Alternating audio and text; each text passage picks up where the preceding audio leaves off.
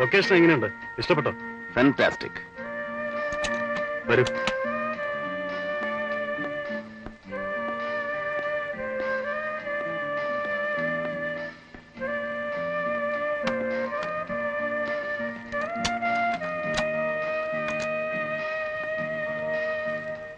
എങ്ങനെയുണ്ട്? Nice, very nice. എനിക്കറിയാം ഇഷ്ടപ്പെടുമെന്ന്. നിങ്ങൾ എഴുത്തുകാർക്കും സിനിമാക്കാർക്കും ഇങ്ങനെയുള്ള സ്ഥലങ്ങളിൽ ഇരുന്നാലേ മൂട് വരികയുള്ളൂ. എനിക്കാണെങ്കിൽ ഇതൊക്കെ വിറ്റുപറിക്കും വല്ല മദ്രാസിലോ ബാംഗ്ലൂരിലോ പോയാൽ മതിയെന്ന. എന്ത് ചെയ്യാം, അച്ഛൻ സമ്മതിക്കണ്ടേ.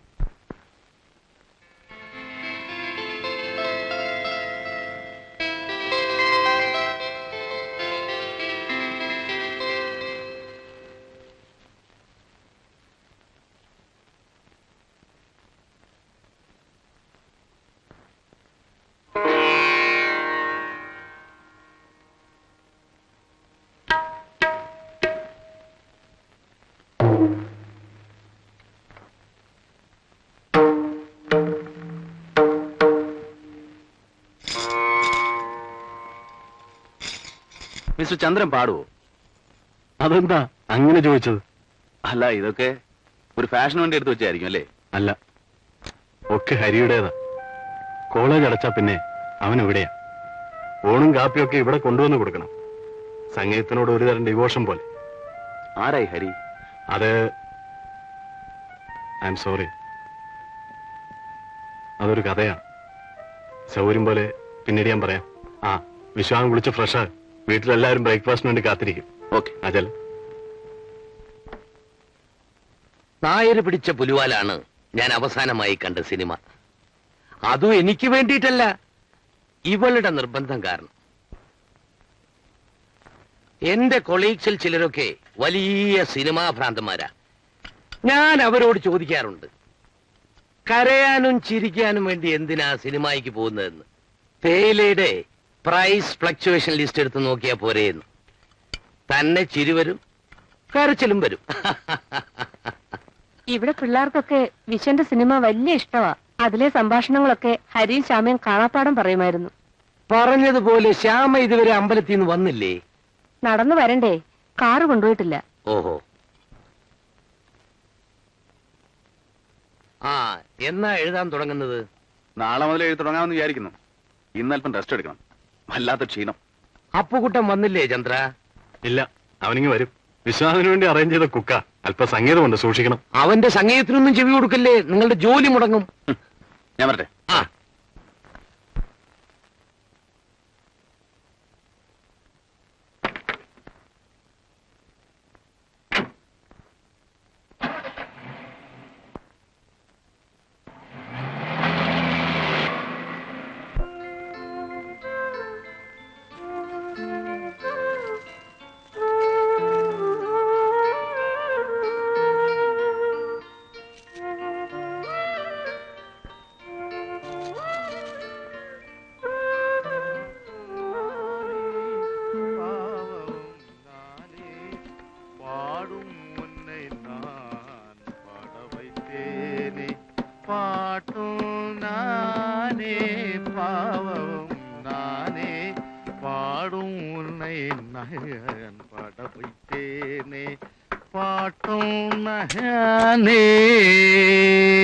താനാണോ ഇവിടെ കിടന്ന് വിളിച്ചു പോയത്? വിളിച്ചു പോയിതാന്ന് തോന്നിയല്ലേ? അതെ, അതെന്റെ ആലാപന ശൈലിയുടെ ഒരു ഇതാണത്. അതായത് അതാണ്.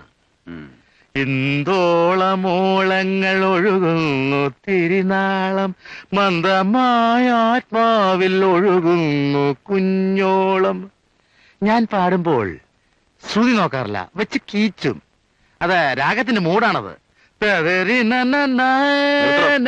നിർത്തി. സാറ് ഭയങ്കര തമാശക്കാരനല്ലേ? അല്ല, മുഖം കണ്ടാലറിയാം. താനാണല്ലേ അപ്പുക്കുട്ടൻ? അതെ, ചന്ദ്രൻ സാറ് പറഞ്ഞയച്ചതാ. ദേ, ഉച്ചക്കലത്തേക്കുള്ള ഊണ് വൈകിട്ട് ഞാൻ വെച്ചുതരാം. ആ, എനിക്ക് വല്ലാതെ വിശക്കുന്നു. താൻ പോയി ഊണ് വിളമ്പി. ഇപ്പൊ തന്നെ ഊണ് വിളമ്പിത്തരാം ഞാൻ. തദരീനീ തരനീരോ.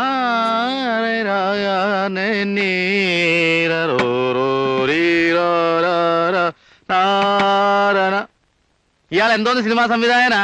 സംഗീതബോധം തീരെയില്ലെന്നാ തോന്നുന്നു. ഇന്തോളം പാടിയപ്പോ ഇതാണ് ഗതിയെങ്കിൽ എന്റെ ആനന്ദഭരിയും ഭൂപാളം കേൾക്കുമ്പോ എന്തായിരിക്കും സ്ഥിതി? ഇയാൾക്ക് വട്ടളയത് തന്നെ. അയ്യേ, ഇയാളുടെ കൂടെ എന്നാ ഒരു സംഗീത സംവിധായകനാകാൻ കഴിയുമല്ലോ എന്ന് വിചാരിച്ചിട്ടാ ഈ നശിച്ച കുശിനിപ്പണിക്ക് ഈ ചട്ടിയും കലവും കഴുകാൻ ഇവിടെ വന്നത്. ഛെ, ഇവിടെ വല്ലതും നടക്കും.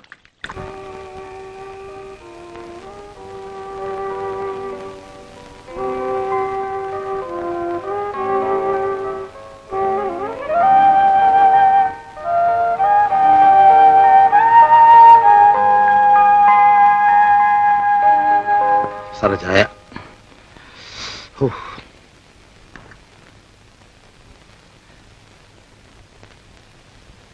അല്ല സാറേ, ഈ തിരക്കഥ എന്ന് പറയുന്നത് ഈ തിരക്കിട്ട് എഴുതുന്ന കഥ എന്നല്ലേ എന്റെ അർത്ഥം?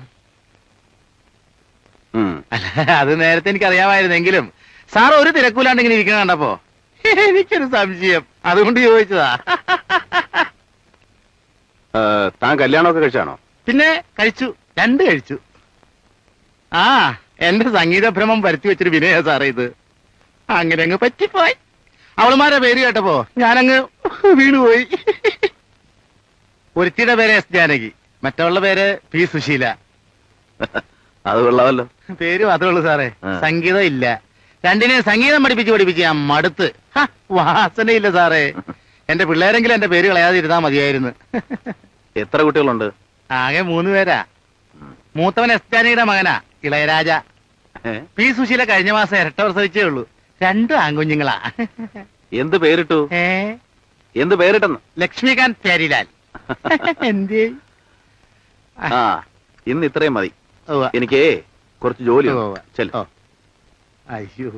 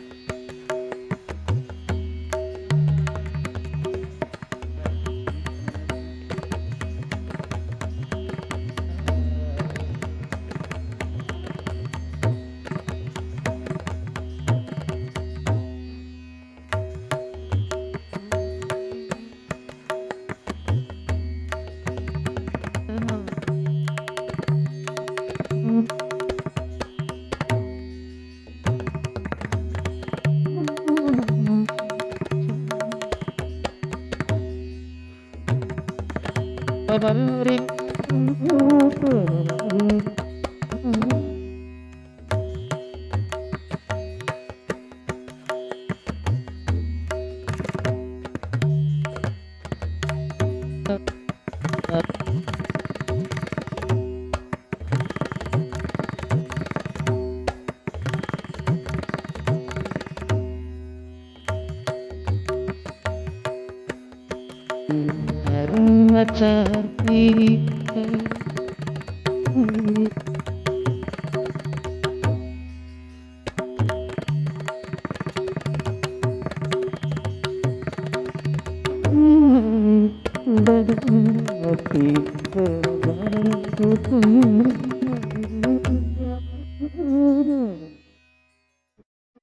മാരിവില്ലൊളികൾ പാകുന്നു.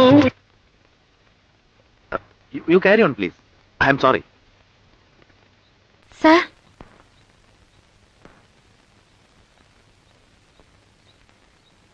വിശ്വനാഥ സാർ അല്ലേ? അതെ, എന്നെ അറിയോ? പരിചയപ്പെട്ടിട്ടില്ല, കണ്ടിട്ടുണ്ട്. എവിടെ വെച്ച്?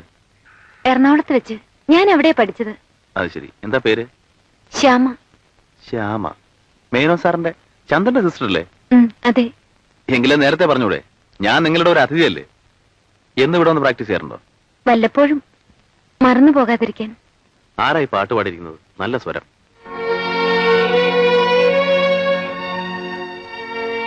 ഹരി. ശരി, കാണാം.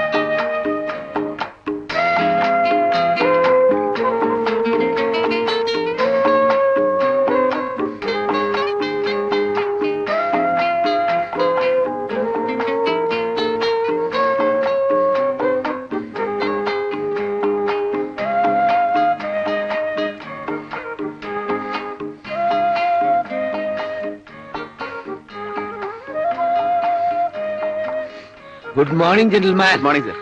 സിനിമാക്കാർക്കും ഇങ്ങനെ ചില നല്ല സ്വഭാവങ്ങളൊക്കെ ഉണ്ടോ? സിനിമാക്കാരാണെങ്കിൽ നേരെ അങ്ങ് ഓടിപ്പോവും. ഇതുപോലെ വഴിയിൽ വന്ന് അണച്ചു കുത്തിയിരിക്കില്ല. തനിക്ക് ചെറുപ്പായതുകൊണ്ട് അങ്ങനെയൊക്കെ തോന്നും. എന്റെ ഈ പ്രായം വരുമ്പോ നിങ്ങളൊന്നും ബെഡിൽ നിന്ന് എഴുന്നേക്കില്ല. എന്റെ സ്ഥിരം റൂട്ടാണിത്. ഓടി വന്ന് കുറച്ച് സമയം ഇവിടെ ഇരിക്കും, പിന്നെ തിരിച്ച് നടന്നങ്ങ് പോവും. ആ, താനും വാ, ഒരു കൂട്ടായല്ലോ.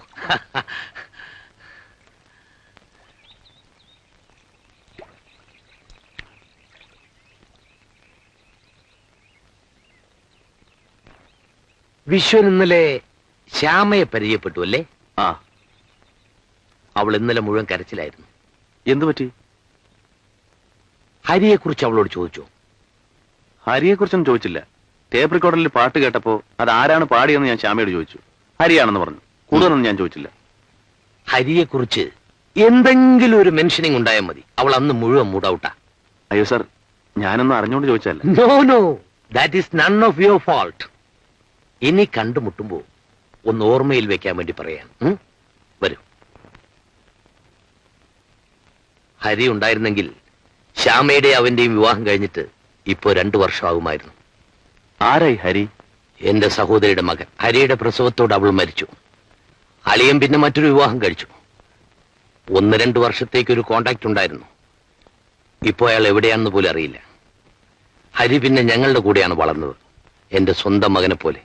എന്റെ ഭാര്യയ്ക്കാണെങ്കിൽ ചന്ദ്രനേക്കാളും ശ്യാമയെക്കാളും സ്നേഹം ഹരിയോടായിരുന്നു. ഹരി ഇപ്പൊ എവിടെയുണ്ട്? ഒരു ബൈക്ക് ആക്സിഡന്റിൽ.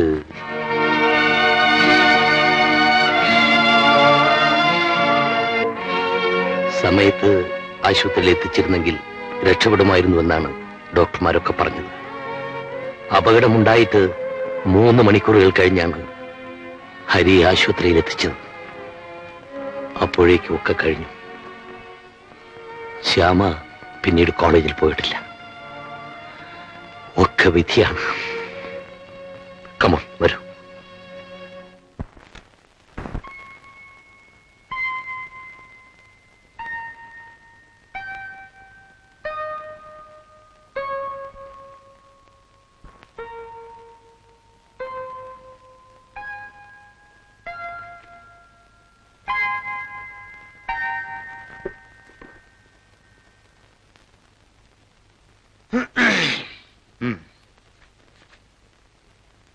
രഥോത്സവം.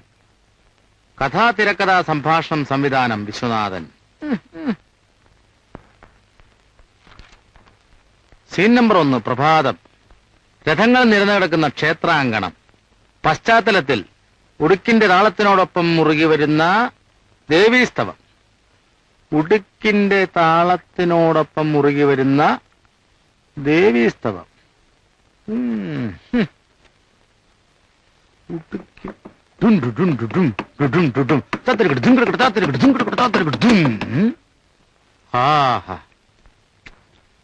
തദരീ നനാനേ താനീ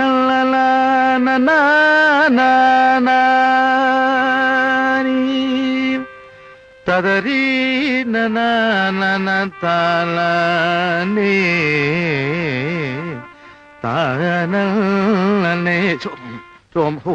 രോമം അല്ല രോമാഞ്ചം. ഓ, എന്റെ സംഗീതം കൂടി ഉണ്ടെങ്കിൽ പടം കലക്കും. തദരീ